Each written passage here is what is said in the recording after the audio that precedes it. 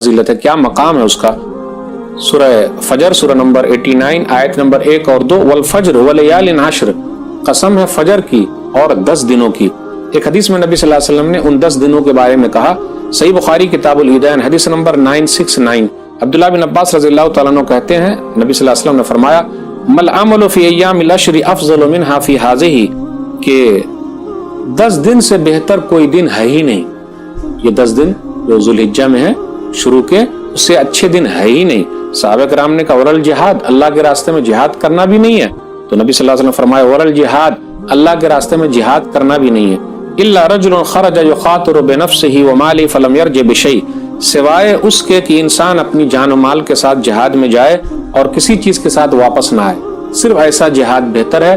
वरना इन 10 दिनों में जो इबादत करेंगे वो इबादत बहुत अहम है। अब क्या इबादत हम और आप कर सकते हैं इन 10 दिनों में? नंबर 1 हज और उम्रे की अदायगी।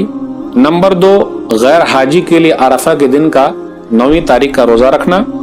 नंबर 3 नवाफिल का एहतमाम, नफली नमाजें बहुत पढ़िए। नंबर 4 कुरान की तिलावत कीजिए। नंबर 5 कसरत से ला इलाहा इल्लल्लाह, अल्लाहु अकबर, अल्हम्दुलिल्लाह इसका विरत करते रहिए। मुस्नद अहमद की रिवायत हदीस नंबर 5446 के नबी सल्लल्लाहु अलैहि वसल्लम ने फरमाया कि अल्लाह के नजदीक अजमत वाले दिन जो 10 दिन हैं बड़े महबूब हैं, और महबूब चीज में सबसे अहम चीज क्या है? अल्लाहु अकबर, ला इलाहा इल्लल्लाह, अल्हम्दुलिल्लाह का विरद है। तो ये विरद करते रहिए। अब्दुल्लाह बिन उमर रज़ियल्लाहु तआला अन्हु और अबू हुरैरा रज़ियल्लाहु तआला अन्हु इन 10 दिनों में मार्केट में चले जाते और मार्केट के अंदर ही तकबीरात कहते रहते, यही अल्लाहु अकबर, ला इलाहा इल्लल्लाह, अल्लाहु अकबर वलिल्लाहिल हम्द, या फिर ला इलाहा इल्लल्लाह, अल्लाहु अकबर, सुभान अल्लाह, अल्हम्दुलिल्लाह, ये विरद करते रहते। सही बुखारी किताबुल ईदैन हदीस नंबर बाब फज़ल अय्याम तशरीक, मोहम्मद बिन अली जो है वो नफिल नमाज के बाद तकबीरात कहते रहते। तो हमें और आपको भी ज्यादा एहतमाम करना चाहिए। हाफिज इब्न हजर रहमतुल्लाह अलैह फतहुल बारी में ये हदीस जो है सही बुखारी की 969 उसकी तशरीह में लिखते हैं कि ये 10 दिन ऐसे हैं कि उसके अंदर तमाम अहम इबादतें जमा हो गई है। वही सलाह व सियाम व सदक़ा वल हज वला यतअत्ता ज़ालिका फी गैरी, इसके अंदर नमाज है, रोजा है, सदका है, हज है और इसके अलावा बहुत सारी नेकियां जमा है। इसलिए इन 10 दिनों की बड़ी अहमियत है, तो उससे फायदा उठाइए। अल्लाह हम सबको तौफीक दे, आमीन। वस्सलामु अलैकुम व रहमतुल्लाहि व बरकातुहू। बिस्मिल्लाहिर रहमानिर रहीम, नहमदुहु व नसल्ली अला रसूलिहिल करीम, अल्हम्दुलिल्लाह। अम्मा बाद, गुज़िश्ता करामात के सिलसिले में आगे बढ़ते हैं। हज़रत अबू उमर उस्मान अज़दी कहते हैं कि मैं उनकी ज़ुबान से हम्द व सना सुनकर बेहोश हो गया।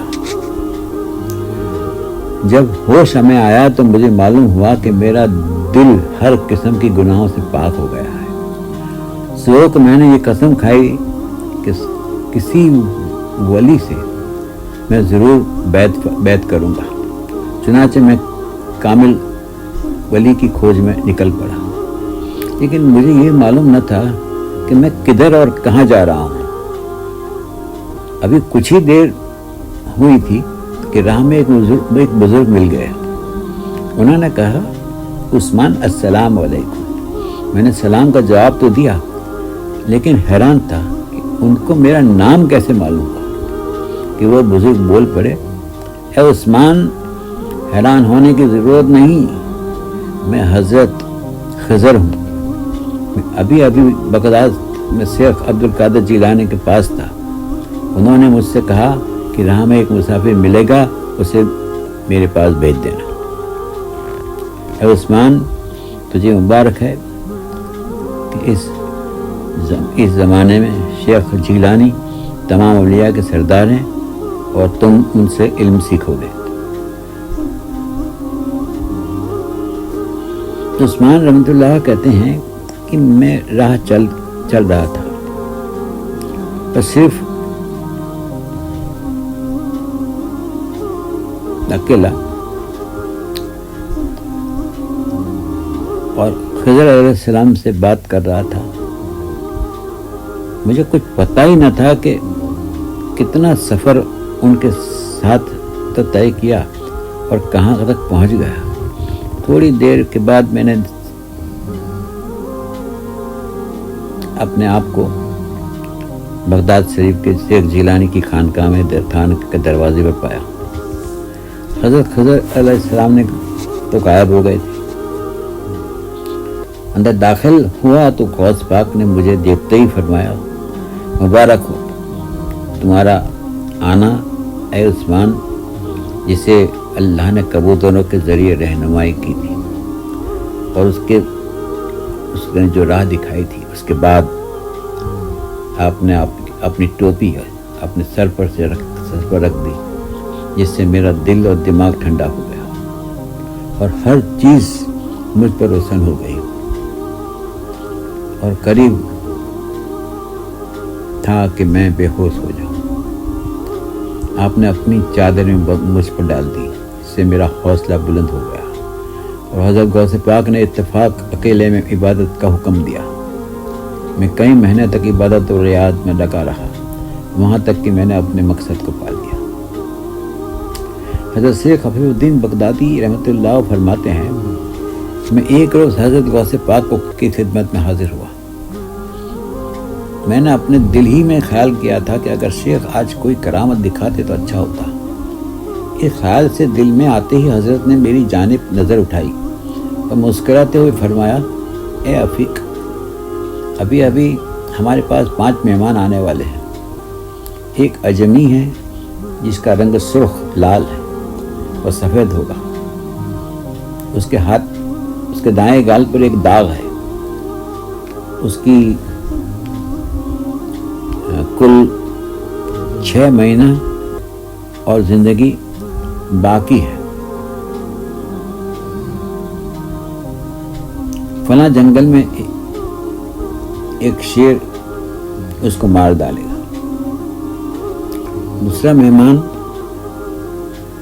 عراقی ہے،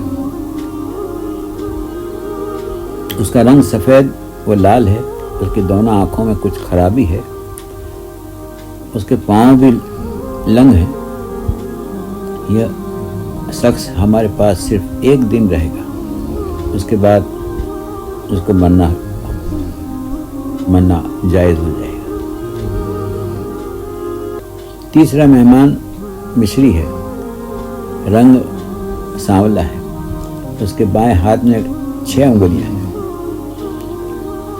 بائیں ران میں ایک نیزے کے زخم کا نشان ہے جو کہ 30 سال پہلے اس کو لگا تھا۔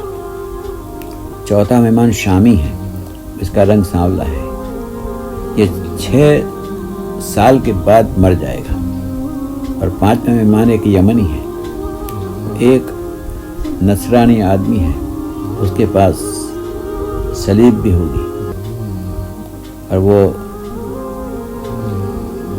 سب کا امتحان لیتا پھرتا ہے۔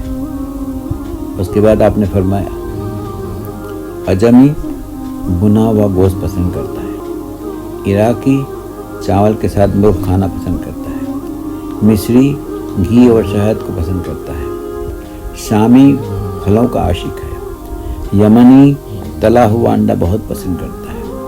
اللہ تعالیٰ ان کی خواہش و تمنا کے مطابق میرے پاس روزی بھیج دے گا. یہ سب جو آپ کے کرامات کے حصے ہیں. کے درمیان میں ایک شیخ عفیق الدین کہتے ہیں کہ کچھ ہی منٹ گزرتے ہیں ان کی بات کرنے کے بعد کہ پانچوں شخص حضرت کی خانقاہ میں حاضر ہوئے. حضرت نے آنے کی اجازت دے دی. قسم ہے اس ذات کی جس کے قبضے میں میری جان ہے. میں نے دیکھا کہ جو حلیہ حضرت شیخ نے بیان کیا تھا کہ جو حلیہ ان کا اس قسم ہوگا, اس پر یہ داغ ہوگا, یہ قسم اللہ ہوگا, سب بیان کیا تھا, اس میں کچھ بھی فرق نہ پایا. میں نے مصری آدمی سے پوچھا تمہاری ران میں زخم کا کیا حال ہے؟ اسے میرے سوال سے بہت تعجب ہوا اور میرا منہ دیکھنے لگا اور پوچھا کہ آپ کو میرے زخم کے بارے میں کیسے معلوم ہوا جو کہ وہ پہلی بار آیا ہے. ہم سب انہی باتوں کے لگے تھے کہ شیخ رحمۃ اللہ علیہ کے پاس خادم آیا اور کہا کہ حضور کھانا حاضر ہے. حضرت نے حکم دیا کہ مہمانوں کو ہاتھ دھلائے جائے. نوکر خانے کے برتن لیے کھڑے تھے اور آپ فرماتے جاتے تھے کہ فلاں سامنے فلاں کھانے کا برتن رکھا جائے.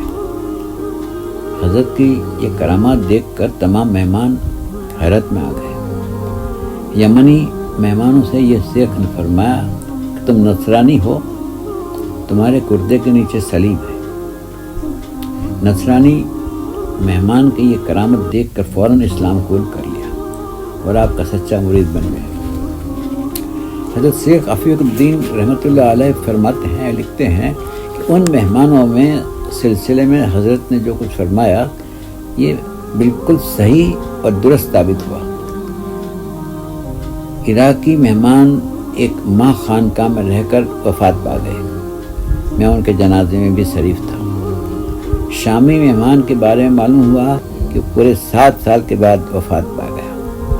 اسی طرح دوسرے ساتھیوں کا بھی حال ہوا جس طرح شیخ نے بیان میں فرمایا تھا. نصرانی مہمان نہایت سچائی کے ساتھ اسلام قبول کیا تھا, اس لیے اللہ کا ان کا مرتبہ بلند کر فرما دیا اور آگے چل کر وہ ولی ہوئے.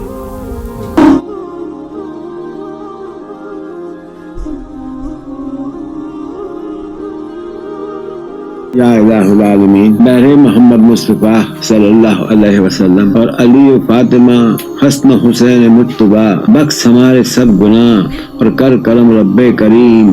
رزق و روزی جاہ و عزت صبر تندرستی تو سب کر ہمیں عطا. سید و سلطان و فقیر و خواجہ و مختوم و غریب بادشاہ و شیخ و درویش و ولی و ہم حبیب. سخت مشکل میں پھنسے ہیں لوگ خبر دلگیر ہیں, از برائے پنجتن یا غوث العظم دستگیر. فضل کر یا رب محمد مصطفیٰ کے واسطے, ہو تو پھیر پنجتن غوث الورا کے واسطے. یا ایھا المشتاقون بنور جمالہ صلوا علیہ وآلہ وصحبہ وسلموا تسلیما. اللہم صلی علی سیدنا محمد وعلی آل سیدنا محمد وبارک وسلم. فضل کر یا رب محمد مصطفیٰ کے واسطے, و طفیل پنجتن غوث الورا کے واسطے. ربنا آتنا فی الدنیا حسنۃ وفی الآخرۃ حسنۃ وقنا عذاب النار. السلام.